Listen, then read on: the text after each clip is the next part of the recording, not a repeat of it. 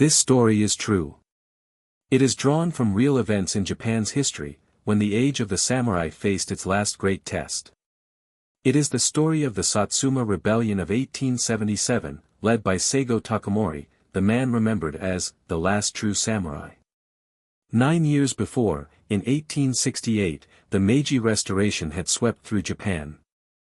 The old shogunate, which had ruled for centuries under the authority of the Tokugawa clan, was torn down. In its place, the emperor's court in Kyoto reclaimed power, promising to modernize the nation. Railroads, telegraphs, factories, and Western-style armies were born almost overnight. For many, this was progress. But for others, it was chaos. The old social order had vanished.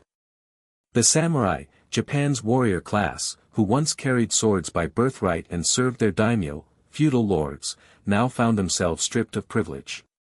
Stipends were shrinking. New taxes fell on farmers and samurai alike.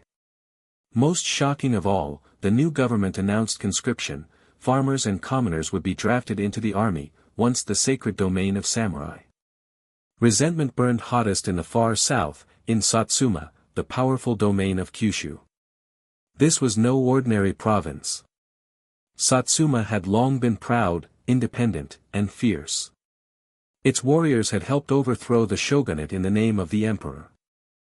But now, those same warriors felt betrayed by the emperor's new officials in Tokyo. And at the heart of their anger was one man, Saigō Takamori. He had been a hero of the Restoration, a general beloved for his honesty and courage. He was no schemer, no profiteer. He had stood for honor and sacrifice, living simply and demanding loyalty only to Japan itself. The people adored him. The soldiers revered him. Even his enemies admitted his strength of spirit. But in this new Japan, Saigō grew restless. Western clothes, Western weapons, Western ways, these were spreading faster than tradition could hold. In 1876, the government issued the Heitoriai, the edict that banned the carrying of swords in public. For a samurai, the sword was more than a weapon, it was the soul. To forbid it was to erase an entire way of life. Satsuma's warriors clenched their fists in silence. Many became Ronin, masterless samurai with no path forward. Some turned to teaching, some to farming, but many felt their spirit dying. In tea houses and barracks, whispers grew, had the emperor's men betrayed the very class that had restored him to the throne? In this storm of confusion and anger, eyes turned again to Saigō. Would he rise for the samurai once more? Would he defend the honor of a fading age? The stage was set. Japan was modernizing at lightning speed. But deep in Satsuma, the embers of rebellion were about to ignite. And when they did, the nation would witness the last samurai war. The year is 1876. Japan is racing forward into its new Meiji era. Railways cut across farmlands. Telegraph wires string from city to city. A Western-style army drills with rifles and artillery. And yet, in the southern province of Satsuma, an old world still breathes. Samurai still walk the streets of Kagoshima, their swords gleaming at their sides, their sense of duty unbroken. But then comes the decree that will shatter the fragile balance, the Heitoriai, the sword abolishment edict. For centuries, the samurai's blade had been more than steel. It was a badge of honor, a sacred symbol of the warrior's place in society. To draw it was to risk one's life, to wear it was to carry one's soul. And now, by order of the government in Tokyo, all men were forbidden from wearing swords in public, except police and the military. It was the final insult. For the common folk, perhaps life went on unchanged. Farmers still tilled their fields, merchants still sold their wares. But for samurai, it was as if the ground had been pulled from under their feet. Their stipends had already been cut, forcing many to abandon their stations and take up ordinary work. Some became teachers, some shopkeepers. But now, even their swords, once untouchable, were stripped away. In Satsuma, outrage boiled. Yet the government's grip on Kagoshima was weak. Here, the old traditions remained strongest, and the people looked to one man, Saigō Takamori. Saigō had once been at the very center of power in Tokyo. He had marched at the emperor's side in the wars that brought down the shogunate. But in recent years, disillusioned, he had left politics behind. Retreating to his beloved Satsuma, he opened military academies for former samurai. These schools trained men not just in swordsmanship, but in discipline, duty, and spirit. They became sanctuaries for warriors who could not find a place in the new order. The government saw them as dangerous. Tension rose through the summer and autumn of 1876. Then came reports, mysterious agents from Tokyo were snooping around Kagoshima, possibly plotting to assassinate Saigō himself.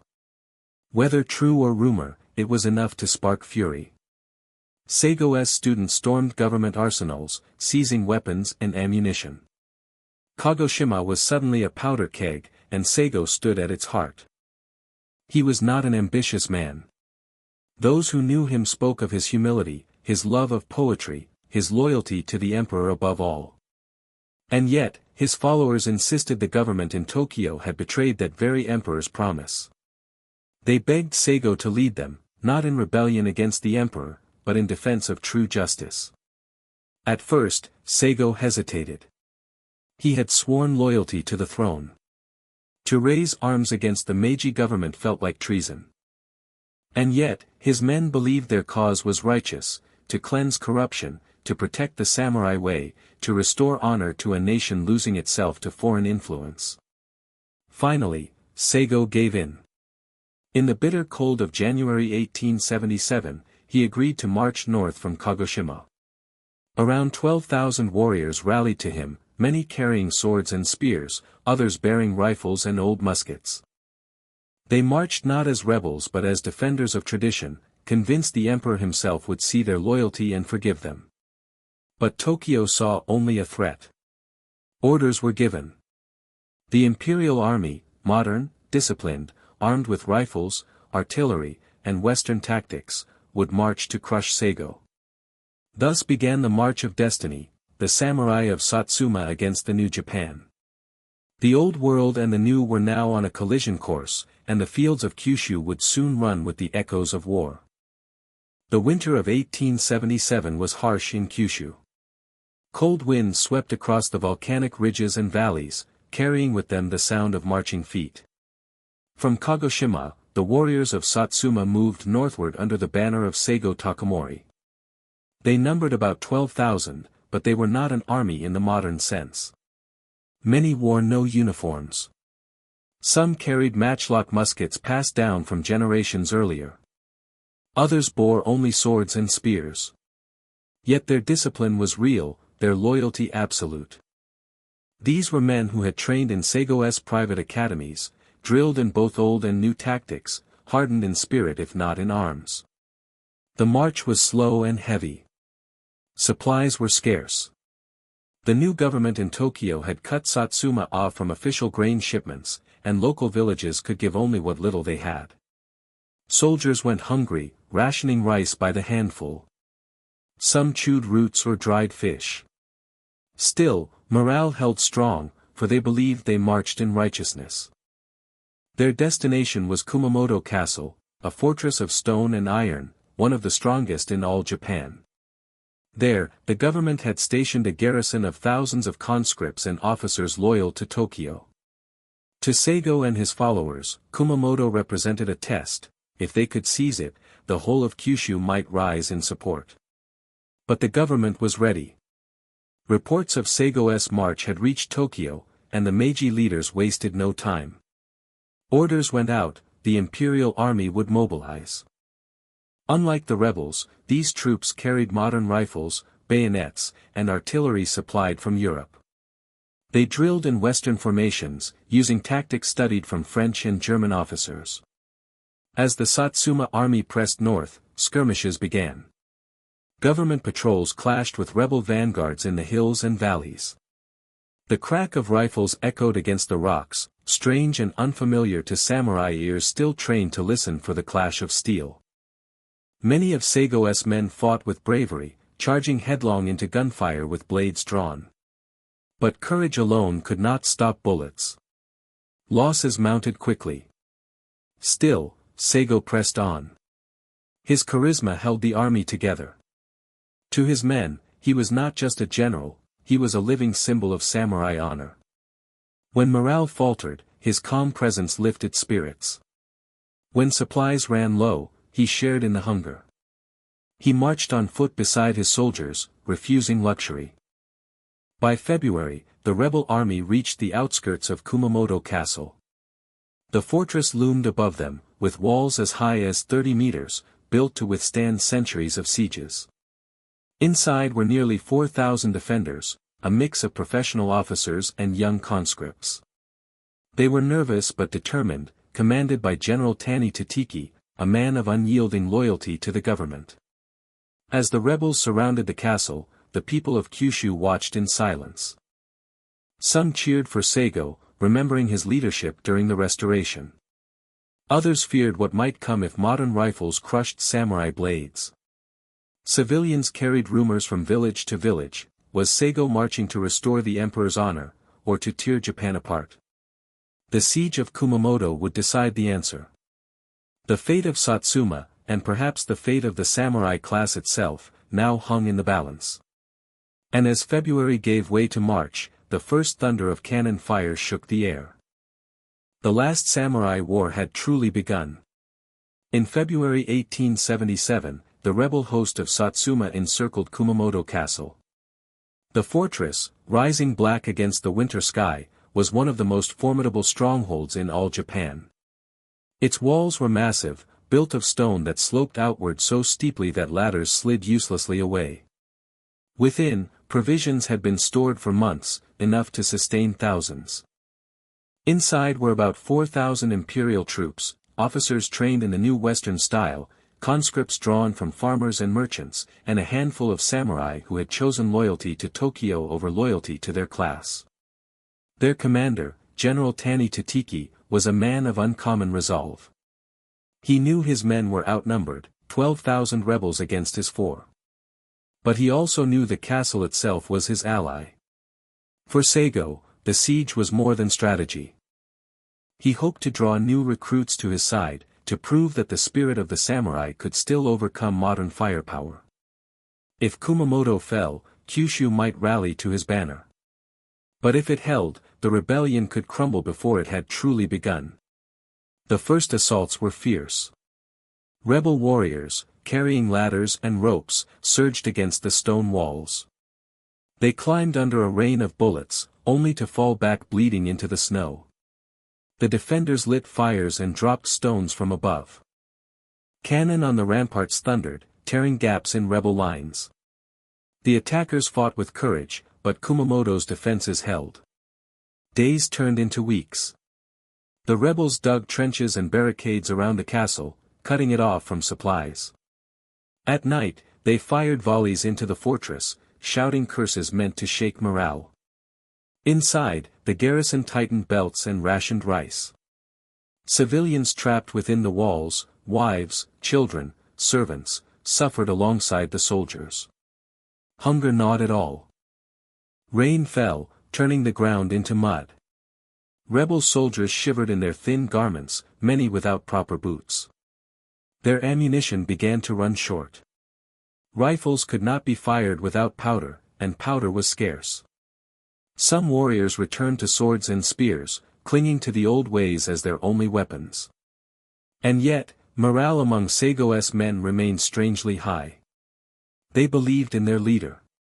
He walked among them daily, speaking with calm, gentle words. He shared their meager meals and endured the same rain-soaked nights. His presence gave them strength, for he seemed less a man than a symbol of everything they fought to protect. But the government in Tokyo was not idle. Reinforcements were already on the march. Trains and ships carried thousands of imperial troops southward. By early March, tens of thousands of fresh soldiers were converging on Kyushu. The modern army, equipped with new rifles, machine guns, and heavy artillery, would soon clash with the starving rebels. Within the castle, General Tani understood this. His orders were simple: hold at any cost. Delay the rebels long enough for the imperial army to arrive. And so the stalemate continued. Each day saw skirmishes at the walls, musket fire echoing across the muddy fields. Each night, lanterns flickered inside the fortress while the rebels huddled in trenches outside. Hunger, rain, and exhaustion became weapons as sharp as any blade. The siege of Kumamoto had become a test of endurance. Who would break first, the defenders within, or the rebels without? And in the distance, the rumble of marching boots grew louder. The full might of the imperial army was coming, and with it, the fate of the rebellion would be decided on the bloody fields beyond Kumamoto's walls. March 1877. The siege of Kumamoto Castle dragged into its second month. Rebel assaults had failed to break the fortress, and supplies dwindled. But before the castle could fall, the imperial army arrived in force. From the north, government reinforcements poured into Kyushu, tens of thousands of troops armed with modern rifles, artillery, and Gatling guns. By the end of March, nearly 90,000 imperial soldiers stood ready, facing only 12,000 samurai. The odds were crushing. The decisive confrontation came at Tabaruzaka, a ridge line west of Kumamoto. There, the imperial army sought to break through rebel defenses and lift the siege once and for all. Saigō's men, though exhausted and short of ammunition, dug in along the hillsides, determined to hold their ground. The heavens themselves seemed to join the battle. For weeks, heavy rains pounded Kyushu. Rivers swelled, valleys turned to swamps, and roads dissolved into mud. Soldiers marched knee-deep in water, their uniforms soaked, their bodies trembling with cold. Muskets misfired in the damp air. Powder became useless sludge. Still, the fighting raged. Day after day, imperial troops launched frontal assaults up the muddy slopes, only to be hurled back by rebels charging with swords and spears. The air was filled with smoke, rain, and the cries of battle. Villagers in the surrounding countryside fled as their homes became battlegrounds. For the rebels, each bullet was precious. Ammunition was so scarce that men often saved their shots until enemies were only paces away. Then, having fired their last round, they would draw their blades and hurl themselves into the storm of gunfire. It was courage bordering on madness, yet it struck fear into the conscripts of the imperial army, many of whom had never faced such ferocity. But courage could not stop numbers. Each failed imperial charge was followed by another. Their artillery boomed across the valleys, tearing apart rebel fortifications. Gatling guns, cranked by sweating crews, poured out relentless fire. And the rain never ceased. Mud swallowed men, cannons sank into the earth, and disease spread through the camps. Tabaruzaka became less a battlefield than a wasteland. For 17 days, the fighting dragged on. Over 120,000 men in total took part, making it one of the largest battles in Japanese history. By the end, estimates say more than 15,000 casualties had fallen on both sides. But the government could afford such losses. The rebels could not. When the smoke cleared in early April, Saigō's army was shattered. Their lines broke. Their siege of Kumamoto collapsed. And the survivors began a desperate retreat southward through the mountains of Kyushu. The old tactics of the samurai had met the steel of modern warfare, and the cost was devastating. Yet Saigō did not surrender. Weary, wounded, but unbent, he gathered his men and pressed on. Loyalty kept them together. Pride sustained them.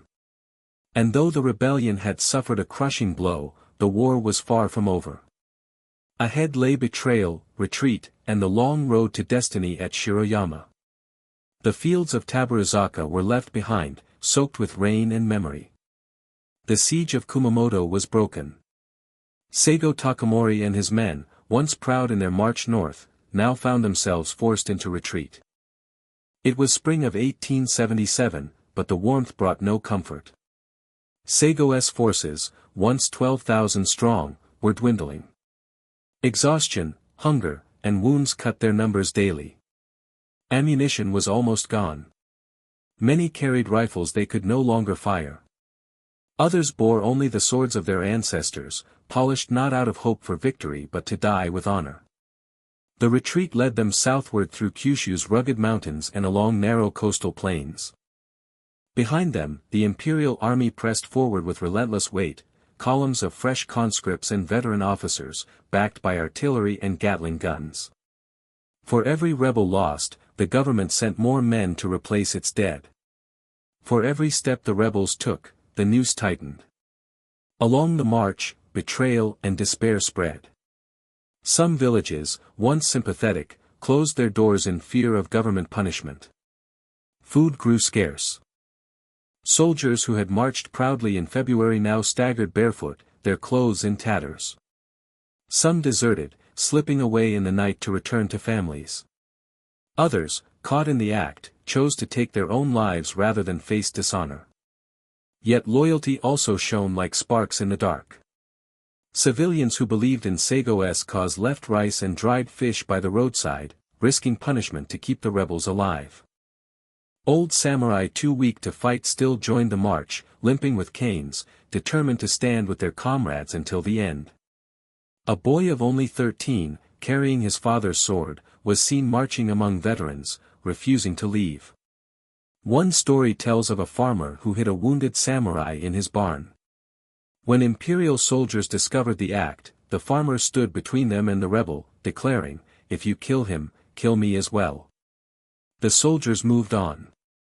The samurai lived to fight again. But such stories could not hide the truth, the rebellion was unraveling. By May, the rebels reached Miyazaki. There, on the banks of the Mimikawa River, Saigō tried to rally his men. He spoke calmly, without anger, urging them to endure. "The cause is not lost while honor remains," he said. His presence steadied them, but even he knew the end was creeping closer. At Nobuoka, disaster struck. Surrounded by imperial forces, the rebels attempted a desperate breakout through the mountains. For days, they fought in rain and mist, ambushed on narrow trails, starving in the forests. Some groups were cut off and annihilated. Others scattered, wandering like ghosts. By the time Saigō gathered the remnants, fewer than 3,000 men remained. The proud march of February had become a ragged band, weary yet unbroken in spirit. From Nobuoka, Saigō led his followers westward toward Kagoshima, the birthplace of the rebellion. The road was long, the enemy close. Yet the survivors marched on, bound by loyalty to their leader and to the fading ideal of the samurai way. The rebellion was dying, but it was not yet dead. Ahead lay the mountains of Satsuma and the hill of Shiroyama, where the final stand awaited. By late summer of 1877, the rebellion was broken in all but spirit. From an army of 12,000, fewer than 500 warriors remained at Saigō Takamori's side. Ragged, starving, carrying swords polished brighter than their weary faces, they marched back into their homeland of Satsuma. Their destination was Kagoshima, the city where the war had begun. From there, they climbed to a hill overlooking the bay, Shiroyama. Steep, rocky, and commanding a view of the city below, it was the ground on which Saigō chose to make his final stand. The imperial army, now swollen to more than 30,000 troops, followed swiftly. General Yamagata Aratamo, one of Saigō's former allies during the restoration, now commanded the government forces. He respected Saigō deeply, but duty demanded he bring him down. Orders were given: surround Shiroyama completely, cut off all escape, and finish the war. The encirclement began in September. Imperial engineers built trenches, batteries, and fortifications in a great ring around the hill. Naval guns were moved into the bay, their barrels pointed at Shiroyama's slopes. Artillery was hauled into place, trained on the rebel camp. The message was clear: there would be no surrender, no escape. Within the rebel camp, Saigō remained calm. He knew the end was near, yet his spirit never wavered. By lantern light, he wrote letters to friends and family, urging them to live on with dignity. To one supporter, he wrote, "Though I am unable to repay the kindness shown to me in this life, I pray to repay it in the next." His men followed his example. They sharpened their swords, repaired armor with scraps of cloth, and prepared for death with quiet dignity. Some composed poems, as samurai had done for centuries before battle. One wrote, "If I die in battle, let my body return to earth. But may my spirit guard this hill forever." Each man knew he faced impossible odds, hundreds against tens of thousands, blades against artillery. Yet none faltered. In Kagoshima below, civilians wept as they watched smoke rise from Shiroyama. Many remembered Saigō not as a rebel, but as a hero of the nation. Mothers whispered his name to their children, telling them to remember the man who had chosen to die with honor rather than live in shame. As the imperial lines tightened, General Yamagata sent one final message to Saigō, urging surrender to spare needless blood. Saigō refused. He would not abandon his men. To surrender would be to betray everything they had fought for, the dignity of the samurai, the loyalty to their cause, and the pride of Satsuma. And so, as September's sun set over Kagoshima Bay, the cannons opened fire. Shells rained upon Shiroyama, shaking the hill with thunder. Day and night, the bombardment continued, until the slopes were scarred and smoking, and the earth itself seemed to cry out. When the last shell fell silent, the rebels gathered their blades. Dawn was coming. Their final battle awaited. The night of September 23, 1877 was restless on the slopes of Shiroyama. Lanterns flickered in the rebel camp, casting long shadows on weary faces. Fewer than 500 men remained with Saigō Takamori. Many bore wounds. All were gaunt from hunger. Yet their spirits were unbroken. Below them, the imperial army waited, 30,000 strong, with artillery, rifles, and naval guns. The ring around Shiroyama was sealed tight. Escape was impossible. The bombardment of the past days had left the hill scarred, trees splintered, and the air heavy with smoke. Saigō moved quietly among his men, offering calm words. His presence gave courage. Some sharpened swords by lantern light. Others wrote death poems, the old tradition of warriors who knew they would not see another dawn. One man wrote, "At Shiroyama's peak, a flower blooms in the fire. Fading, yet eternal." As the first light of dawn touched Kagoshima Bay on September 24, the imperial cannons opened fire. Shells screamed across the sky, exploding among the rebel lines. Smoke and dust filled the air. When the bombardment ceased, bugles sounded, and imperial troops advanced in waves up the hill. The rebels rose to meet them. With swords gleaming, they charged down the slopes, cutting into enemy lines with ferocity. Rifle fire tore into them, but they pressed on, breaking through the first wave. The clash of steel and the crack of rifles echoed together, old and new colliding in the chaos. Charge after charge followed. Again and again, Saigō's men hurled themselves into the storm, forcing the Imperials back step by step. For a moment, it seemed the spirit of the samurai might still turn the tide. But the numbers were too great. With every charge, more rebels fell. Their lines thinned, their cries grew fainter. At last, Saigō himself was struck. Wounded and unable to fight, he was carried by his followers toward the heart of the hill. There, according to some accounts, he asked to be left in peace. Some say he took his own life in the tradition of the samurai. Others say a loyal comrade ended his suffering. History does not record the exact truth. What is certain is that Saigō Takamori met death with the dignity he had always lived by. The survivors, fewer than 100, gathered for one final charge. With cries of, "For Saigō! For Satsuma!" they rushed down the slope, swords raised high. The imperial rifles thundered. One by one, the last warriors fell, until silence covered Shiroyama. By mid-morning, the battle was over. The hill was littered with broken banners and silent blades. The last samurai war had ended. The imperial officers stood in solemn silence. Even among the victors, there was no joy. Many bowed their heads in respect, for they knew they had witnessed the passing of an age. Shiroyama had become more than a battlefield. It was a grave for the old way of the samurai, and a monument to loyalty, courage, and tragic resolve. The guns fell silent on September 24, 1877. The slopes of Shiroyama lay scarred and still, the last cries of Saigō's warriors fading into memory. The rebellion was over. For the imperial army, it was a victory, but a somber one. Officers who had once served alongside Saigō during the Meiji Restoration now looked upon his lifeless form with sorrow. Many wept in silence. General Yamagata Aratamo, who had commanded the government forces, ordered Saigō's body treated with respect. Though he had been branded a rebel, Yamagata knew that Saigō's loyalty had always been to Japan itself, not to ambition. Across the nation, news spread quickly. In Tokyo, officials declared the rebellion crushed and the authority of the government secure. The new Meiji state had survived its greatest threat.